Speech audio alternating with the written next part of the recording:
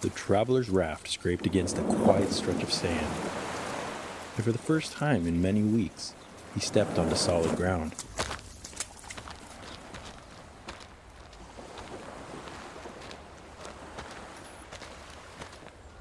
Beyond the dunes lay a small village, alive with the hum of people who moved with ease and purpose.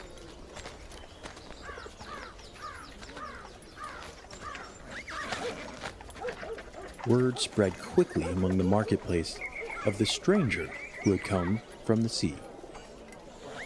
Children tugged at his sleeves, elders leaned in, shopkeepers left their stalls to listen, and soon the traveler found himself surrounded by curious eyes, each person eager to hear about storms weathered, monsters evaded, and stars followed across the seas. But one villager, a woman with kind eyes and hands always busy helping her neighbors, asked something a little different. She leaned forward and said, "When you sail, do you find yourself adjusting the sails to every shift of the wind? Not just your own course, but even the breezes that belong to others. I spend my days watching the sky for everyone else, trimming the sails of every boat I pass. Sometimes I wonder," her voice softened, "am I guiding them or losing my own way? Is it kindness to always keep watch, or something else I don't yet understand?" The village grew still, the question hanging in the air like a lantern at dusk. All eyes turned to the traveler, waiting to hear what wisdom he might bring from the sea.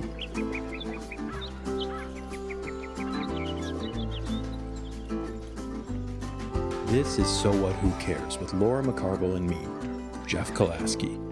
Join us as we explore practical insights for an impractical mind. We have, over the last several episodes, been asking listeners to reach out with some things that they want to hear, which means that we have people interacting with us. Yay. We love that. Mostly. Yeah, it's we great. We do love that. Unless you're saying something stupid, then we're not really wanting to No hear one it. said, oh yeah, there's been a couple people, but There's been I mean, one or two. yeah, and that's okay. I kind of reframed that comment in my head because I was like, hey, all right, you're listening. We're getting views. This must mean something. Right. Yeah. You're right. I should look at it like that. My knee jerk is to go internet troll on them and like be a... Oh yeah. But I shouldn't do that. No. People are just going to say stuff. It's the internet. It's true. We're putting ourselves out there. Yeah, it's a part of being a creative. And it's good. the risk. So we got a list of some things people want to hear about. Very excited about that. We're going to go into some of those things. So anyone listening,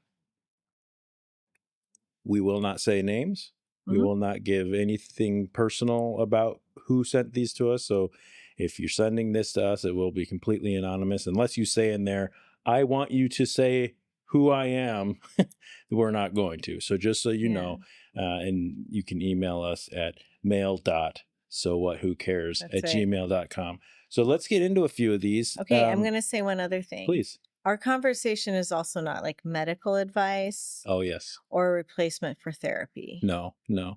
And I want to say that's true of the internet in general. Agreed. Although we do tend to go to it, or AI, we tend to go to it, but you know, these are like support tools, but not a replacement of. It's got to be said. Yeah, absolutely. This is a conversation between friends and people who care about each other and want people to do well and be happy and feel good and that's what it is. Okay, right? Let's have a conversation. All right, so don't know how many episodes we're going to do this for. We're going to do it for as many as is needed. And however long we talk about each topic, we're just going to kind of let as you said the first time we met, let the conversation drive. So, okay. The first one. Lately, I'm starting to think I'm doing, quote, too much caring. Like I'm hyper-attuned to everyone else and constantly managing the emotional temperature in the room. Is that trauma? Is that just being nice? Can you talk about the weird place between codependency and compassion? Okay. So, If you do want to read that yeah, question. because Yeah. it breaks into a couple things. Yeah. So, um hyper attuned to everyone else Mm-hmm. is not caring too much. Those are two different things. Right. So, if we're talking about being hyper attuned, some people will say, like, well, a trendy thing to say is like, well, I'm an empath. Mm-hmm. And, I look through the lens of like nervous system or, and not because I think we all need to walk around super regulated, but because this hyper attuned might be a word, um, of like hyper vigilant, Mm-hmm. or sensitive. So, is it trauma? I can't say, is this hyper tuned because of trauma? Right. Um, Sometimes it is. Also, sometimes people are born. What I say when I work with kiddos is like sensitive. Um, to the environment in the way of like people were born without window screens on. So Mm-hmm. if we look at a window screen as like a filter of what gets through, some people are born without those window screens.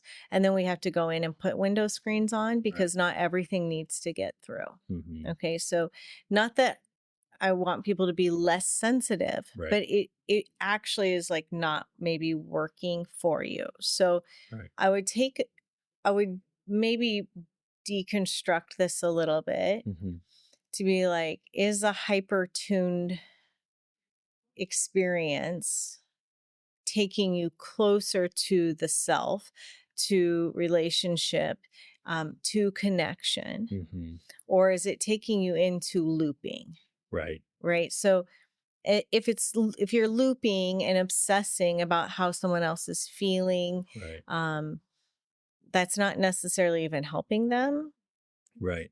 Right. I feel like very often, both in my personal life and in the lives of, people around me, it can be, the feelings, the emotions of others can be so impactful on one's own, you know, mood or Mm-hmm. feeling or being or comfort or whatever you want to, however you want to say that. Like, you can really be, thrown off your game based on how someone else is feeling. And there are other people who are able to just kind of, you know, seemingly anyway, not let that affect them.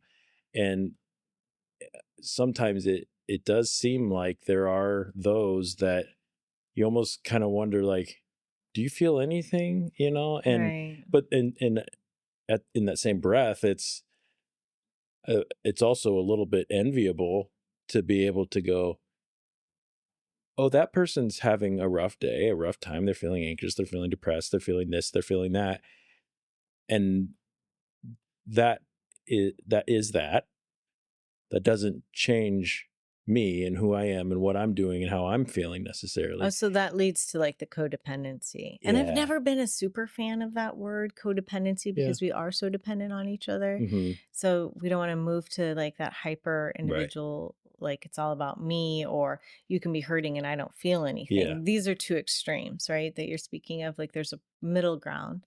But if our emotional state is completely dependent upon someone else's Hmm. emotional state, then we probably either did learn that growing up, um, or we were maybe born without some screens on and we need to get some skills in order to maintain your own bubble of experience Mm. without absorbing other people's.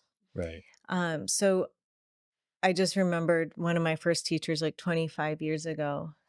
Now, I'm going to say this lesson stands true, but what I was okay, it was probably more like maybe even longer ago.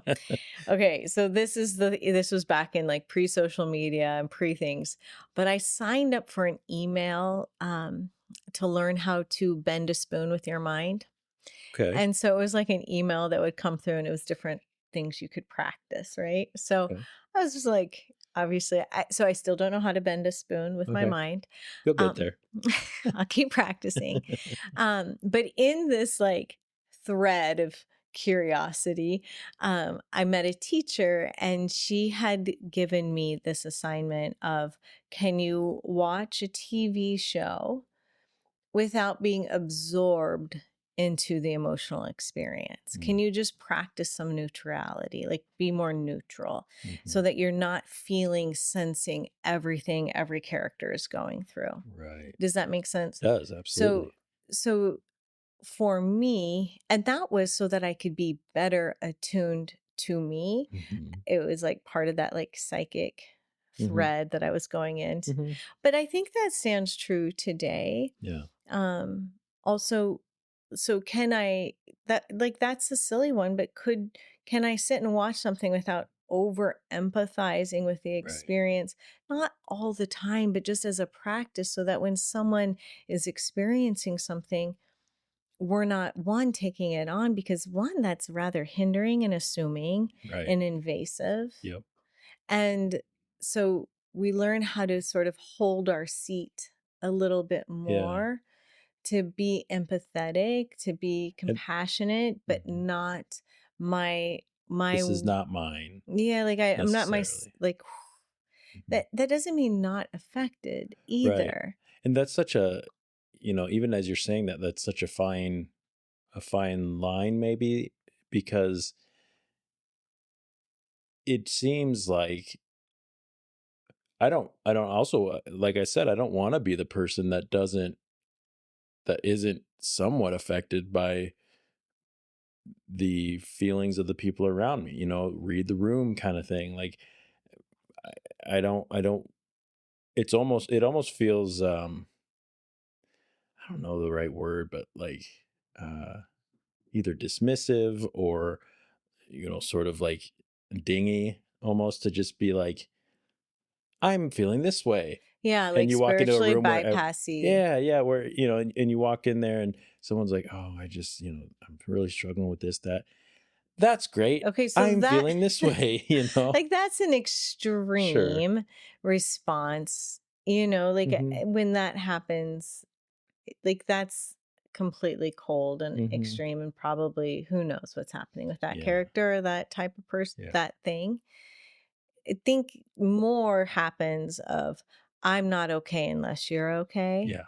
Yeah. And that can lead to some loss of self, Hmm. and a real burden for the people you're in close Right. relationship with. Right. Um, A burden in the sense of, let's just say for this example, you are a person who's very much an emotional sponge, right? If that's the right sure, terminology for it. that's And I might feel burdened because I feel like if I show any of these emotions to you, it's also going to ruin your day. right. So Okay. then you don't get to express your Right. Okay. experiences fully, which means then there's some hiding, Hmm. in the, and sometimes we can sort of get off on that a bit of like protecting, Hmm. we Yeah. can run down that road, but it's more of, there's this quality in mindfulness. There's a few different qualities, but trust is a great Hmm. word to come back to. And an intimacy skill, I would say, is like trust, but not trust like you said you took out the garbage but Right. like that I trust that you can work through that and I'm here with you, Hmm. but that I'm not like But it's also more distraught than the experience that you're having. right. So you come in and say, "Oh, I had this bad day." And then Hmm. I say, "Oh, I feel so bad for you." And now you're like, "Well, it's fine. Yeah. It's okay. Like, don't worry." Right. Because now I'm taking up more space in the room. Right.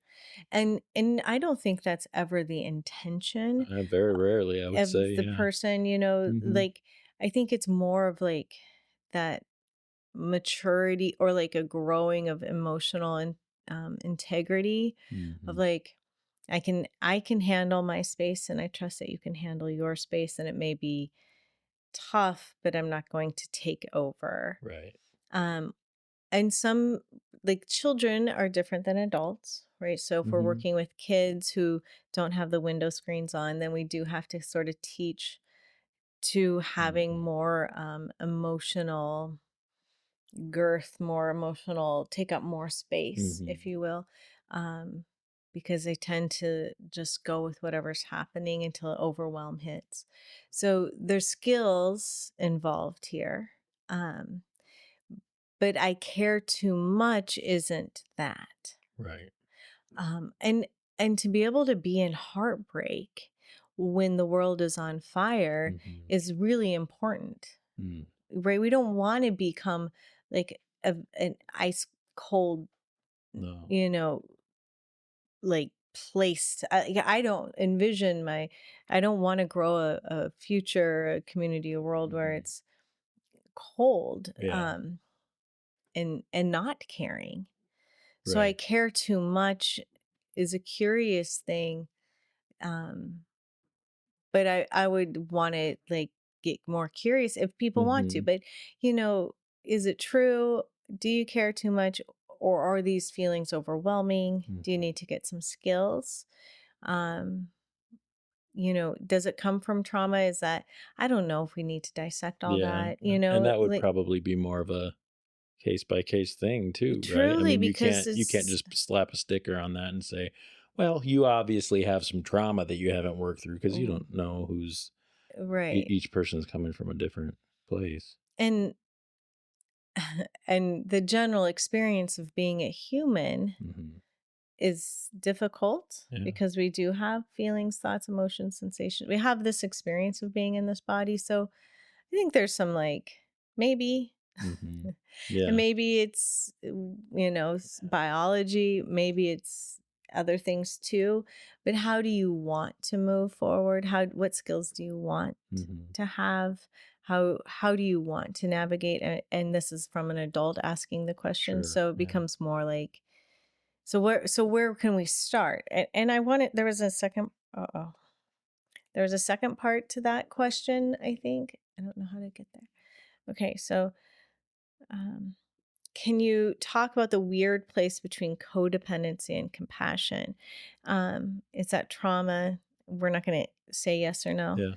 Yeah. Just being nice. Mm, no, no. And Right. and is it nice?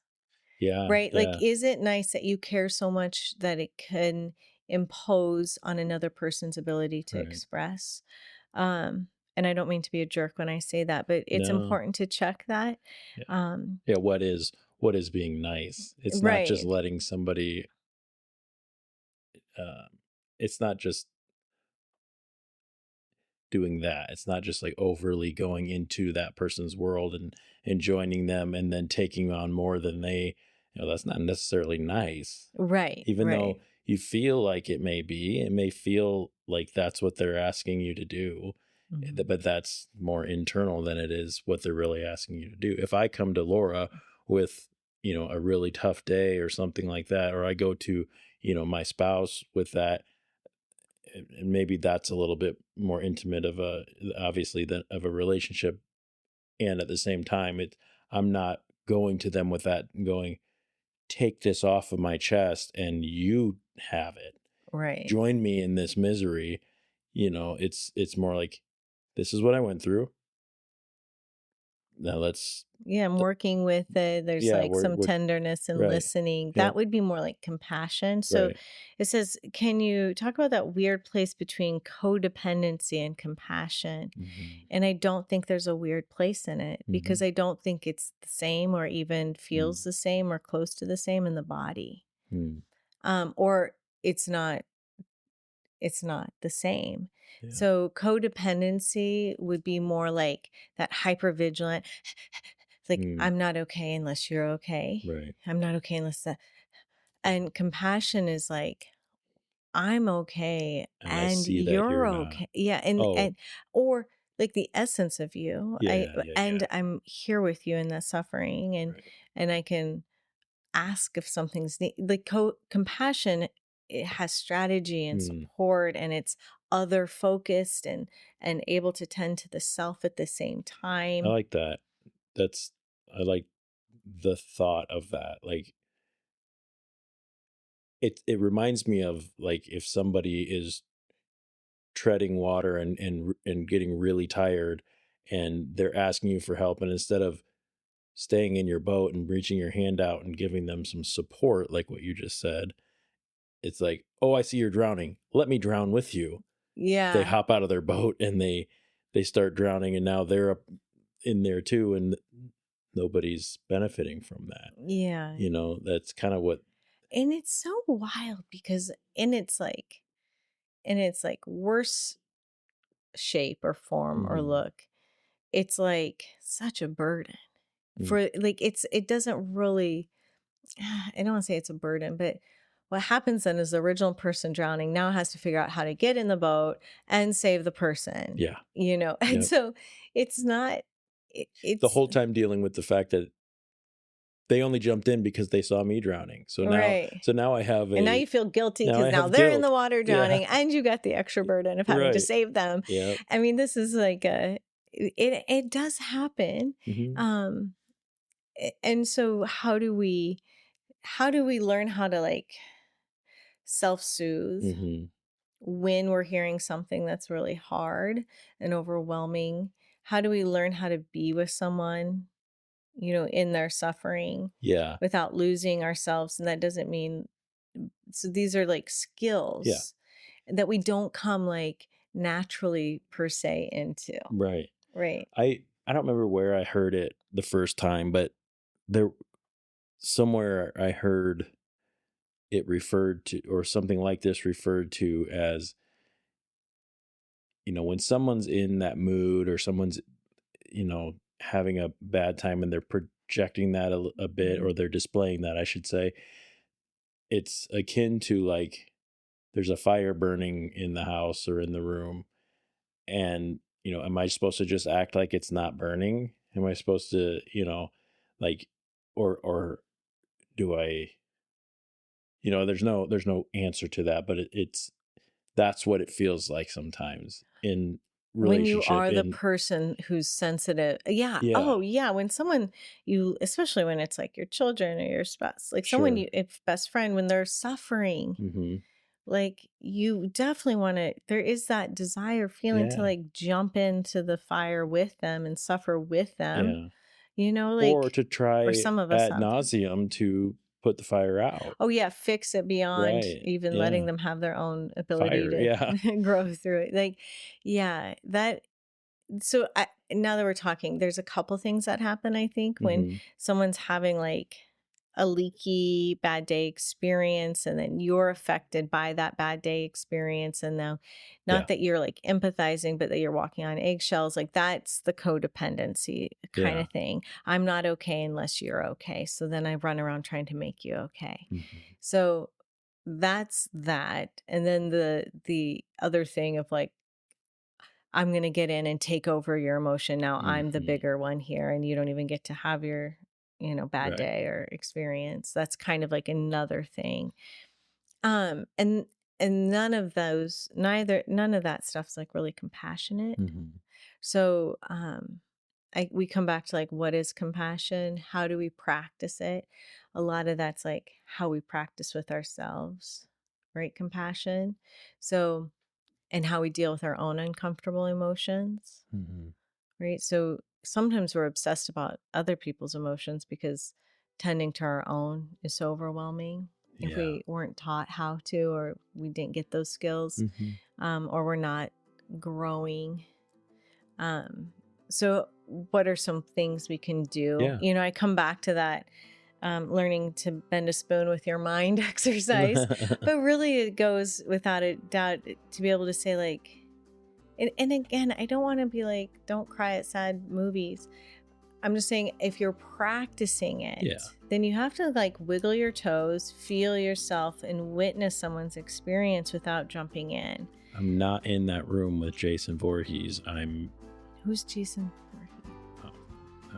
Friday the 13th. Oh yeah. No. Oh, my son is going to be real mad that I didn't know that. He's Does he super into listen? horror.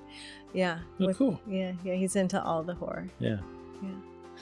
So anyway, sorry to derail us there. But right, but it is this And not to say those experiences aren't really true for the people who are born without screens. That is hard business. That's seriously sensitive, hard stuff. And there are other tools besides watching a show and not feeling it. But there are other things that we have to develop, and as adults especially, to be able to contribute to, community, to connection, to building relationship stuff. Does that make sense? Yeah. All right. Thank you for that question. That was a good one. That's a solid one. I think a lot of us work with that. For sure.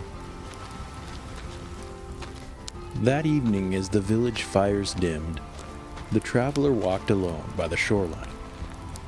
The woman's question echoed like a tide inside himself. He noticed how often his hands twitched toward the sails, ready to adjust for every gust that brushed past. But then he paused. The sea was calm. His own boat waited, steady and sure. The traveler breathed, letting the wind move as it wished, and felt the quiet relief of knowing not every current needed his hand.